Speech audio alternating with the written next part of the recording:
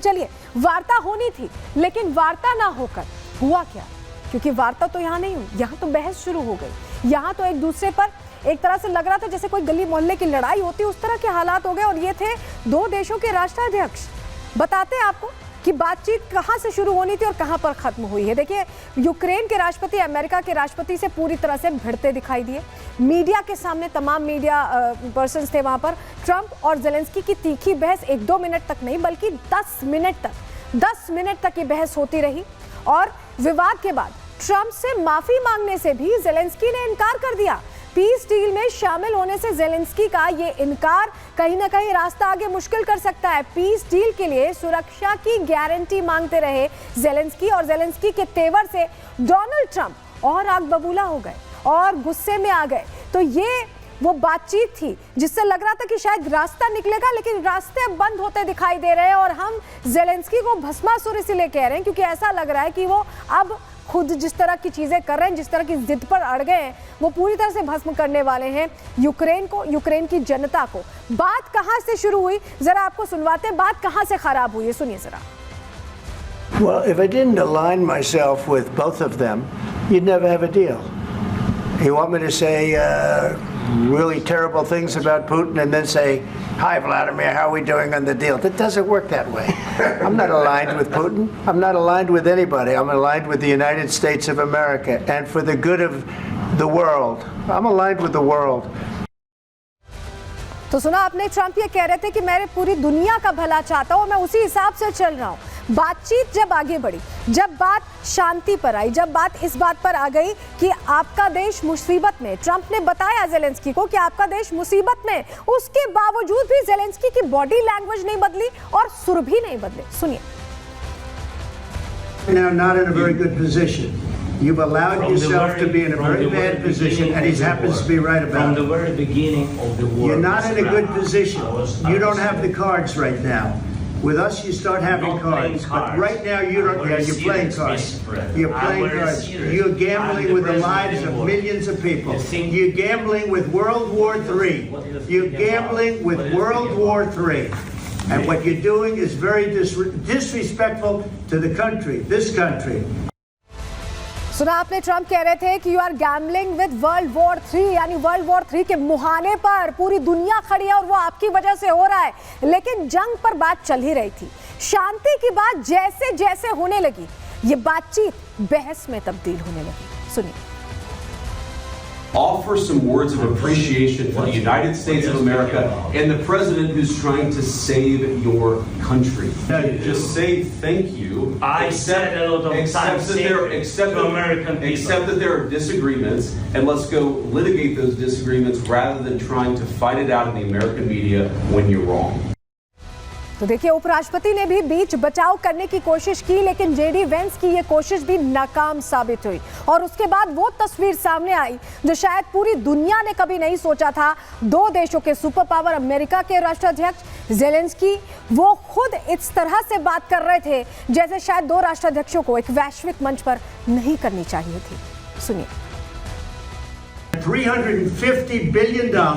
We gave you military equipment, and your men are brave, but they had to use our military. If you didn't have our military equipment, this war would have been over in 2 weeks. This is something maybe less. In 2 weeks, of course, yes. It's going to be a very hard thing to do business like this. अब यहाँ पर थोड़ा Zelensky का बैकग्राउंडर आपको जान लेना चाहिए। ऐसा लग रहा है कि जेलेंस्की पूरे यूक्रेन को ले बीतने वाले हैं। क्यों मैं ऐसा कह रहे हैं, समझिए। जेलेंस्की राजनीति में कॉमेडी के जरिए आए। पहले कॉमेडी आर्टिस्ट हुआ करते थे। भ्रष्टाचार के मुद्दे पर यूक्रेन की सत्ता उन्होंने हासिल की, उस पर कॉमेडी करके। नाटो की सदस्यता लेने की उनकी तरफ से कोशिश शुरू हुई, महत्वाकांक्षी थे। रूस की नाराजगी के बाद भी जेलेंस्की अड़े रहे। एक दौर था जेलेंस्की से पहले जब रूस के साथ अच्छे कॉर्डियल रिलेशन थे, लेकिन अपनी जिद की वजह से यूक्रेन को उन्होंने सीधे सीधे जंग में ढकेल दिया। दुनिया के सामने यूक्रेन पीड़ित देश है, इस तरह का उन्होंने दिखाया। नाटो देशों से यूक्रेन का यहाँ पर साथ दिया और इसी बात पर जंग शुरू हो गई। अमेरिका ने जंग के लिए पैसे और हथियार दे दिए। जंग शुरू हुई लेकिन थम ही नहीं रही है। जंग का प्रभाव पूरी दुनिया पर और उसकी अर्थव्यवस्था पर भी पड़ा, पूरी दुनिया पर असर आया। भारत समेत कई देश सुलह कराने के लिए आ गए। भारत ने भी शांति की पहल की थी, ज़ेलेंस्की से भी बात की थी, पुतिन से भी बात की थी। ट्रंप भी अब शांति समझौते की बात कर रहे हैं। ट्रंप भी उसी राह पर चल रहे हैं जिस राह पर प्रधानमंत्री नरेंद्र मोदी ने इस पूरे मामले का कॉन्फ्लिक्ट को हल करने के लिए कहा था। लेकिन ज़ेलेंस्की ऐसा लग रहा है समझौता नहीं चाहते हैं, समझौते की बात से नाराज दिखाई दिए और इस कदर नाराज दिखाई दिए कि जिस देश ने उनका साथ दिया, जिस देश ने उन्हें हथियार दिया, उसी देश को उसी देश में बैठकर उन्होंने आंख दिखाई है, ट्रंप को आंख दिखाई है और अब इसको लेकर कहीं ना कहीं रस्साकशी का माहौल है। लेकिन अब आपको बताते हैं, अमेरिका बहुत लंबे समय से बाइडेन के राज्य से मदद करता आया है और इतनी मदद करता आया है कि 3 साल तक युद्ध लड़ना यूक्रेन जैसे देश के लिए संभव हो पाया, लेकिन उसे ही आग दिखा रहे हैं। अमेरिका ने कितनी मदद अब तक की, ये जानकारी भी आपके लिए अहम हो जाती, बताते हैं आपको। देखिए, अमेरिका ने जनवरी 2022 से लेकर दिसंबर 2024 तक अमेरिका ने पूरी मदद की है। अमेरिका ने यूक्रेन को 119.7 अरब डॉलर की सहायता दी, एडवांस हथियार सिस्टम दिए, टैंक मुहैया कराए, एयर डिफेंस सिस्टम दिया, युद्ध प्रशिक्षण भी दिया, जिससे जो लोग शामिल हो रहे थे इस जंग में, इतनी सेना नहीं है यूक्रेन के पास, वो भी इक्विप्ड हो पाए, युद्ध प्रशिक्षण उस लिहाज से भी दिया गया। अमेरिका और नाटो ने सैन्य सहायता भी दी जिससे कहीं कोई गलती ना हो, यूक्रेन के ऊपर रूस हावी ना हो जाए। और अब अमेरिकी कांग्रेस ने इस मदद पर कहीं ना कहीं असहमति दिखाई है। उनका कहना है कि हम इतने जो अपने रेवेन्यू खर्च कर रहे हैं वहां पर, हमें इन रिटर्न कुछ नहीं मिल रहा, हम अपनी जनता के लिए इतना करें।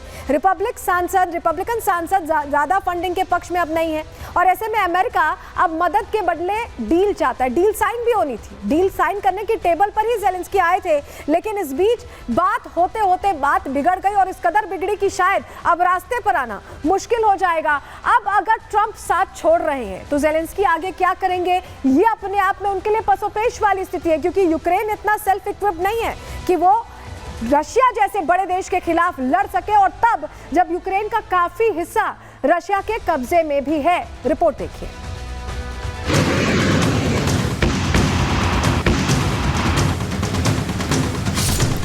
रूस और यूक्रेन की जंग को 3 साल पूरे हो गए हैं। इस युद्ध का अंत अब तक किसी को नजर नहीं आ रहा, लेकिन भारत समेत कई देश हैं जो इस जंग को शांति समझौते के जरिए खत्म कराने की पहल कर चुके हैं। भारत की राह पर अब अमेरिका भी चल पड़ा है, क्योंकि इस जंग का सबसे ज्यादा असर अमेरिका पर ही पड़ा है। रूस के गुस्से से यूक्रेन की जनता को बचाने के लिए अमेरिका ने खुलकर पैसे और हथियार दिए, लेकिन रूस जैसे शक्तिशाली देश को हरा पाना तो दूर, उसे कमजोर भी नहीं किया जा सका। ऐसे में अमेरिका के नए राष्ट्रपति डोनाल्ड ट्रंप भी शांति के पक्षधर बन गए हैं। You don't have the cards. You're buried there. Your people are dying. Trump चाहते हैं कि जंग रुके और अब तक यूक्रेन को की गई मदद का उन्हें मुआवजा भी मिले। इसी पर बात करने के लिए यूक्रेन के राष्ट्रपति ज़ेलेंस्की को व्हाइट हाउस बुलाया गया। दुर्लभ खनिज संसाधन समझौते पर दस्तखत करने के साथ साथ शांति का प्रस्ताव रखा गया, लेकिन व्लादिमीर ज़ेलेंस्की का अड़ियल रवैया एक बार फिर दुनिया के सामने आ गया।